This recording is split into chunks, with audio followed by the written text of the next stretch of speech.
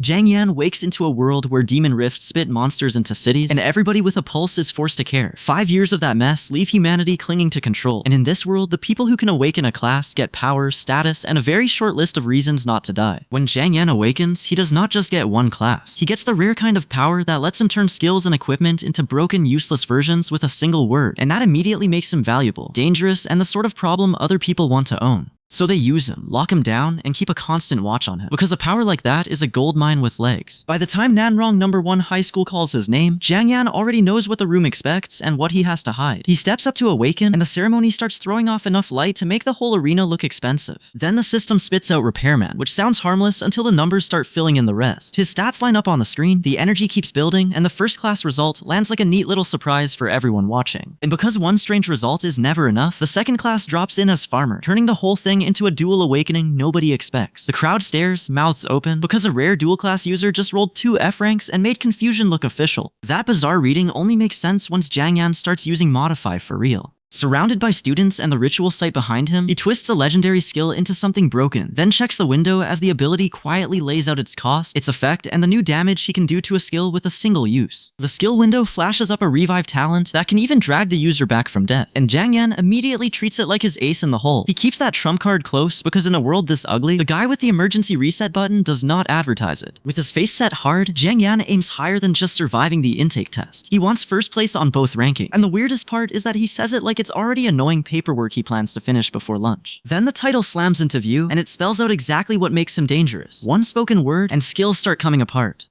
Jiang Yan stands there glowing with fire and mana, announcing that he is not here to scrape by in rookie class, he is here to smash the clear record and take the ticket to the next stage. An instructor checks the tablet and confirms the nightmare reading everyone just saw, because Jiang Yan is not only rare, he is rare twice over. Dual F-rank artisan professions still land him at the top of both academic and combat rankings, which is a funny way for the school to say, we have no idea what to do with this one. Once that truth sinks in, Jiang Yan starts pushing mana through himself and the results turn bright and violent fast. The system spells out that his gear is already improving, and when the demon sword comes out, he drives it down so hard that red energy erupts under the blade like the floor just lost an argument. He turns that momentum on a pack of glowing-eyed rabbit beasts, because if he wants fast growth, these things are the bargain bin version of a boss fight. The sword starts flashing cyan, his slashes widen into sweeping waves, and the whole rabbit swarm gets blasted around while he keeps pressing for one more level up. The grind pays off in a rush, and the awakening power fully answers him with a golden spirit flare and an upgraded core skill. Jiang Yan sees that a god tier ability can theoretically produce monsters on command, so he does the only sensible thing and decides he is getting even stronger from here. He catches his breath, waits, and listens for the person he expects to come sniffing around now that the awakening is underway. That pause is enough to set the stage for the next clash, because Jiang Yan is already planning around the fact that someone is going to notice him. The next display confirms the school's top-end talent setup. Then Jiang Yan walks away with a win and a status readout that marks him as a serious problem in the making. While one student keeps training in the mana room without even flinching, another name starts floating around the campus as someone looking to stir up trouble with the number 2 spot. Jiang Yan then pushes into a rift run, stands over a pile of beaten creatures, and goes after the last thing left in the zone.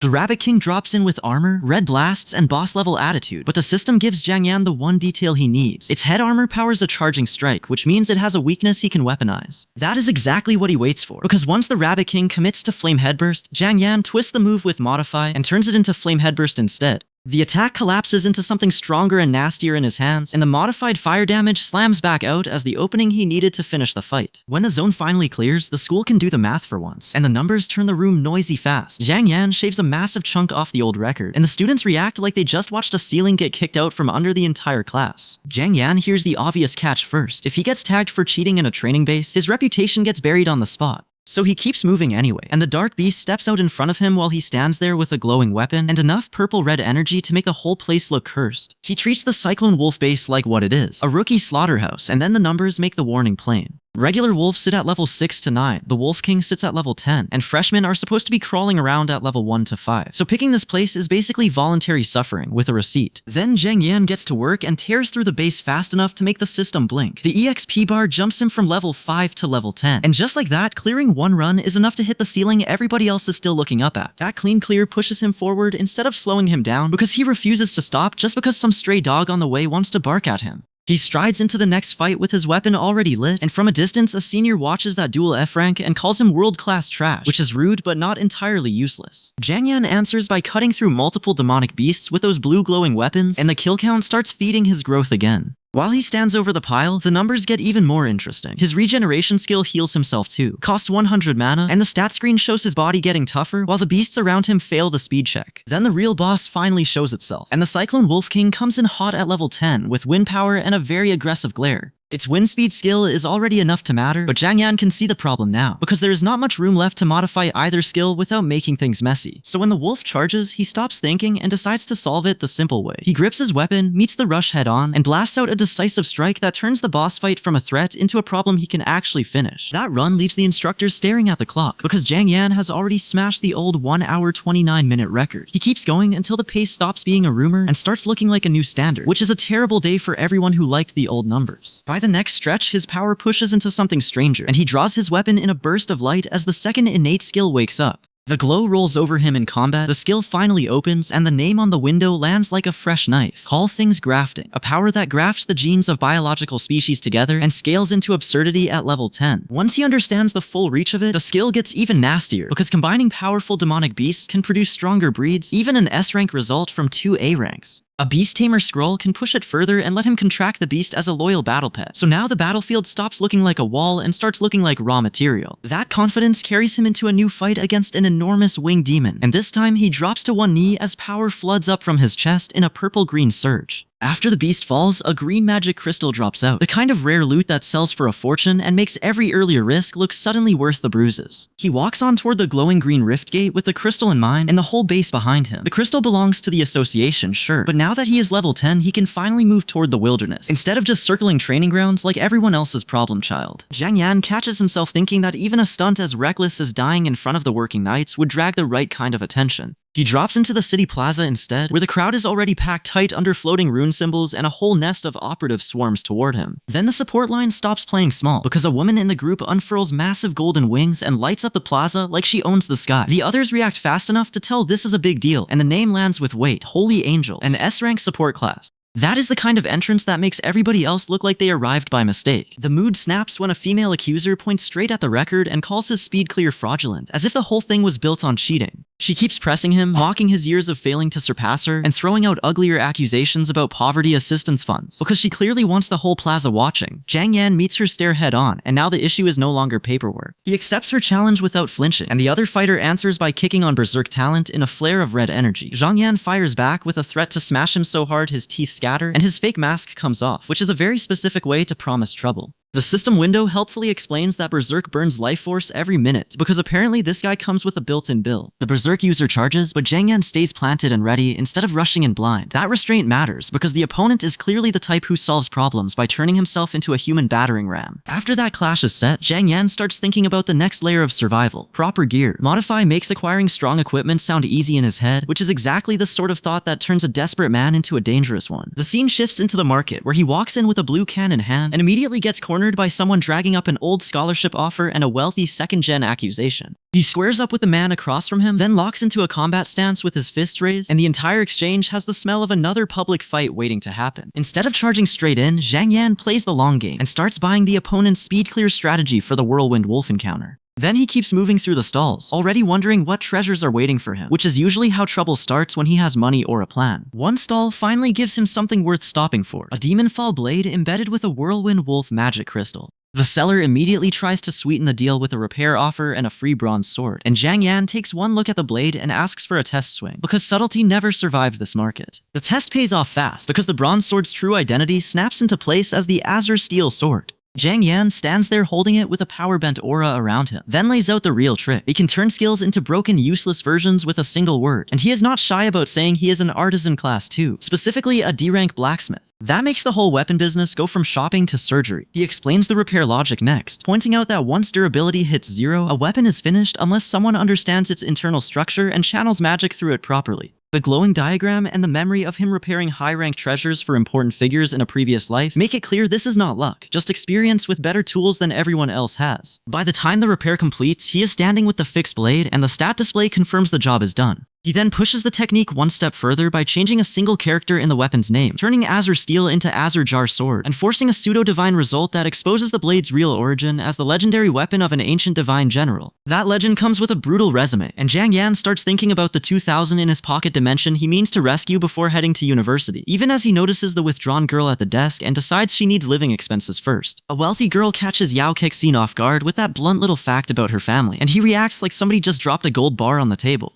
Then she turns to Jiang Yan and hands him a blue weapon as a first meeting gift before pushing him straight toward the rookie training base because she clearly has no patience for slow introductions. At the training base, Jiang Yan drives the fight forward with the new weapon and cracks the opponent open fast enough to trigger a system record. The next clear time record falls right after, and Yao Qingyan keeps climbing too, which is a very rude way to say the warm-up is over. While the records are getting smashed, a group of higher-ups watches a glowing symbol from the sidelines and starts reading the situation like it owes them money. One of them even notices the boss family name is Yao, which is the sort of detail that matters a lot more when powerful people are keeping score. Jiang Yan stays casual and tells Yao Kexin her body should hold up fine because he has S-rank support, then immediately asks if they can push into the C-class danger trial. The warning comes back hard, since the Netherflame Boar King is way uglier than the rabbits or wolves, but he is already past the point of being impressed by small animals with teeth. The boss finally shows up, and Jiang Yan answers by drawing a glowing blue sword and charging in head-on. The clash explodes into raw force, and he keeps driving forward until the whole fight turns into a full-on collision course with the Boar King. Jiang Yan brings the blade down in a golden blue blaze and slams it straight into the Boar King, kicking off a massive blue burst. The system then confirms the monster's innate Netherfire Wild Charge, which is exactly the kind of announcement you do not want to hear right before something starts sprinting at your face. Seeing that charge, Jiang Yan tells Yao Kexin to close her eyes and then uses Modify on the Boar King itself. The skill lands successfully, the monster slows to a crawl, and suddenly the thing that was about to erase them looks about as threatening as a stuck cartwheel. With the boss crippled, Jiang Yan calls the battle over and lands the finishing blow as the system spits out the kill result. The payoff is absurdly huge too, since he levels up 3 times in one fight, and Yao Kexin can only stare at the result like she just watched someone win a war with a math trick. Afterward, Jiang Yan explains that he made her shut her eyes so she would not catch on to Modify, which is the kind of secret that stays hidden only if everybody keeps their mouths shut. Yao Kexin calls him an exceptionally rare talent as they leave the battlefield, and for once she is not exaggerating. Back then, Jiang Yan notices a spatial ring being held, and the question comes out before he can stop it. The answer lands with the ugly little catch that a spatial ring can only be forged with crystals infused with constant space-attuned energy, which means this thing is rare enough to make people start acting polite for no reason. He gives that knowing smile and stands there in the middle of exploding magic, weapon in hand, while the freshman rankings scroll into view. Nanrong City has turned out a ridiculous batch of S and A ranked combat classes, so the competition is already chewing people up before classes even settle in. Li Yufeng sits at the top as an S-rank sword saint, and Zhang Hong follows right behind with that A-rank blazing fist that hits like a furnace door to the ribs. Then one fighter flares up with blazing fist energy, and another figure flickers with that glitchy distortion, which is a fun way to say reality is already having a bad day around him. Jiang Yan thinks back to the years earlier when he was taken away and never made it home again. The news about his sister only reaches him through other people, and by the time he hears she awakened an A-rank combat class, she has already been left to grow up without the family that was supposed to keep things together. A cold blue aura gathers around him, and the memory snaps into the present at home where his sister calls dinner like nothing is wrong. She is still just a quiet middle school girl at the table, and after their parents died in the Demon Rift, that silence got baked right into the house. Years earlier, she was still smiling by the water with butterflies drifting around them, and that image makes the present look even harsher by comparison. Then the scene darkens into a red-lit city, where the deaths of their parents hit her hard enough to leave her standing alone in the glow, and Jiang Yan can feel exactly why she changed. At the table, a man and woman hold a piece of fabric across it while he tells her to keep working hard and not give up, because she will become a powerful awakened. She starts to answer with the obvious complaint about grades, and the whole exchange has the tired comfort of a family trying to patch itself together with words that are doing more effort than money ever did. Then another man walks into the apartment. The girl startles, and Jiang Yan greets the visitor as Uncle Quan.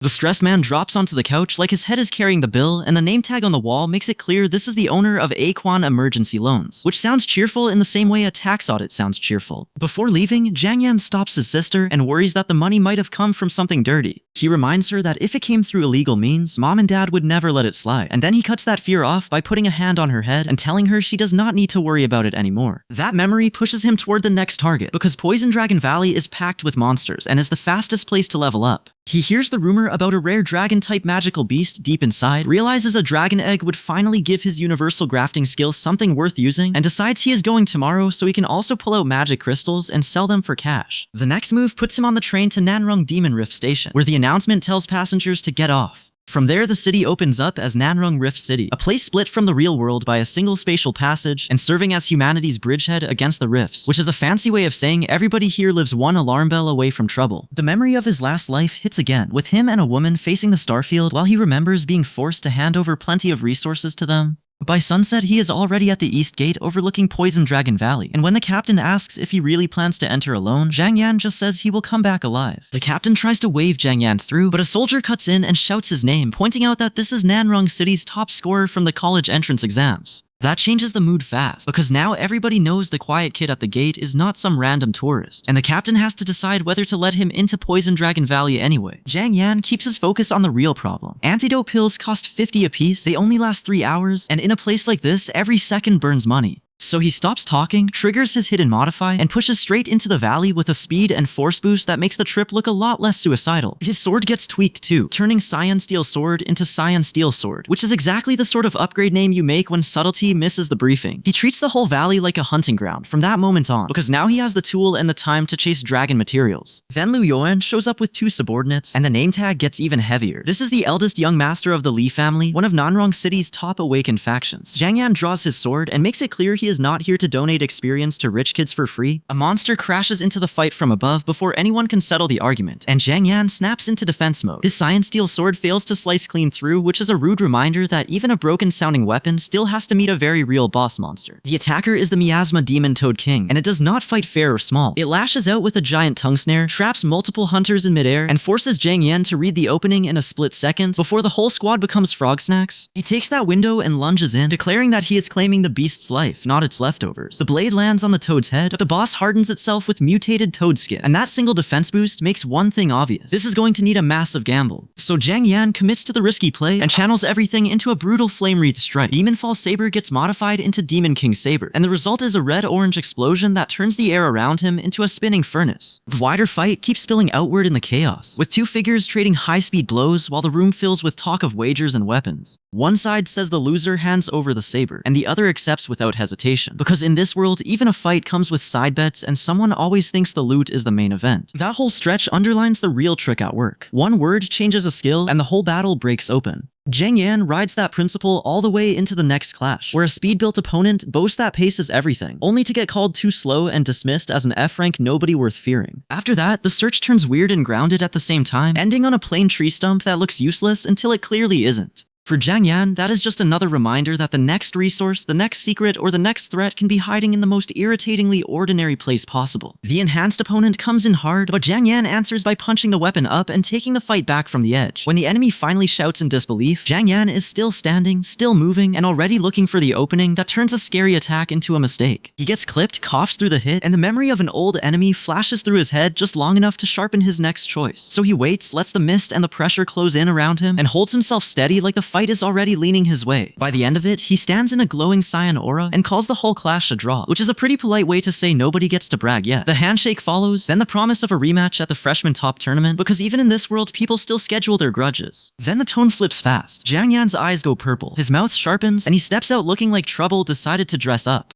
Nearby, some brown-haired fighter gets yelled at from a distance and swears he'll come back swinging harder next time, which is the kind of sentence that usually means someone is about to make a worse decision. The next clash opens with a shouted skill and a burst of color, and the whole lake answers by bubbling with poison from the center outward. Zhang Yan spots the water turning toxic, catches the shape of something dragon-like in the fog, and dives straight in anyway, because walking away was never really on the menu. He rises toward a monster with a mouth big enough to ruin his afternoon, then braces as the ice-armored crocodile barrels down on him at level 18. Zhang Yan slips the bite, throws up purple defense, and keeps descending instead of panicking, which is rude but efficient. Once he gets close, he fires off a beam, triggers the armor penetration effect, and then decides the new dismantle skill deserves a real test. Blue blocks snap into place around his hand, the skill activates, and the monster and the surrounding water get torn apart so violently that subtlety never even showed up to the fight. That wreckage leaves Zhang Yan staring at terrain warped by toxins, realizing he has drifted right up to the source of the poison mist. He can see the source now, and the look on his face says he absolutely did not plan to find it this dramatically. A poison dragon finally comes into view, and it is a level 43 female in a growth phase, which is exactly the sort of thing Zhang Yan did not want to meet while already knee-deep in poison mist. He immediately starts thinking in ugly practical terms. If his universal grafting skill can push its limits higher, then the dragon stops being a wall and starts looking like a resource. The next thought is even colder, because if he gets the chance to steal those dragon eggs, he can count that as revenge for the humans who died here. He stops pretending this is a fight he can win right now, and pulls back from the dungeon. The dragon hangs in the sky behind him as he retreats with the materials he managed to grab, already planning to sell everything first and come back richer, meaner, and a lot harder to kill. That escape carries him straight into the underground black market, where the place has enough weight behind it that even the rumor of a level 60 grandmaster in charge gets respect. Then Qin Angzhou, the woman running the show, turns her attention to Jiang Yan and asks the obvious question: what is a high school kid doing here with goods to sell? The workers around her look him over and laugh at the outfit, the gear, and whatever they assume he brought with him, which is a bold choice when he is clearly not empty-handed. Jiang Yan just raises his hand, lets magical power gather on his fingers, and starts dumping rare loot out of his inventory like he is emptying a very dangerous shopping bag. He adds one more item with a nasty pink-purple glow, and that finally wipes the smirk off their faces when they realize he is also carrying a magic crystal. The room goes from dismissive to very interested in a hurry, which is usually what happens when someone who looks underdressed starts producing expensive rocks. Jiang Yan's power flares as he leans into the skill-breaking side of his ability, and the sale turns into a proper VIP transaction inside the pavilion. The appraiser runs the numbers, the total climbs into the millions, and then a gold card lands in Jiang Yan's hand, marking him as a VIP client with money to spend and room to move. He steps back into public with a satisfied look and starts thinking like a man who just got paid. Money solves a lot, but protection still has to be bought somewhere. As he weighs that next move, the story swings toward the people already watching the black market, because someone has to answer for the bodies piling up around his new business. Jiang Yan slips into an abandoned building and treats the whole thing like pest control, deciding that taking these targets out counts as doing a good deed. Across from him, the operatives boast about how many grown-ups they have on hand, but the confidence cracks the second they realize he is openly mocking them instead of backing down. One of them swings out Cleave, a multi-hit slash wrapped in cyan green energy, and Jiang Yan watches the skill land before turning the exchange around with his own poison trick. He activates Venom Imbue, coats the weapon in poison, and the result is a rotten little disaster that even pushes self-healing to level 1, while the target starts twisting in agony, face wrecked by toxin. Later, Jiang Yan studies a wanted notice for the B-rank fugitives Liu Dalei and Xu Yong, and the whole thing confirms the world is still packing more trouble than one clean victory can solve. He is already geared up with a grade A mink fur windbreaker and a pseudo-poison immunity skill, which means he keeps getting harder to poison right when the next hunt is clearly lining up. A voice lays out the next job. Jiang Yan has to kill 4 top-tier monsters and make contracts with them, which is a ridiculous enough assignment that it sounds like the world forgot to lower the difficulty. That sets the board for the next public test, where everyone is measuring strength against monsters instead of homework. The college entrance exam sits about a month after awakening, and the gap between students is brutal from the start. Most kids are still stuck around level 1, while only the truly freakish ones can push past level 20, which is a nice way of saying most people are bringing hope to a resource war. Jiang Yan takes stock of his own growth and admits the obvious. Without targeted resources, even he would have stalled out hard. That makes the next stretch simple, if not easy, because every bit of strength has to be squeezed out before the exam starts asking for receipts. At night, he stands on a rooftop over Nanrong City and looks out at the lights like he already knows where this road leads. He decides that once he becomes the city's top scorer, everything changes, then sharpens that thought into one clean promise. College entrance exam, here he comes. Right when the resolve settles in, a huge red demon with spikes and extra limbs looms into view, and the quiet turns ugly fast. So much for a peaceful warm-up before the exam.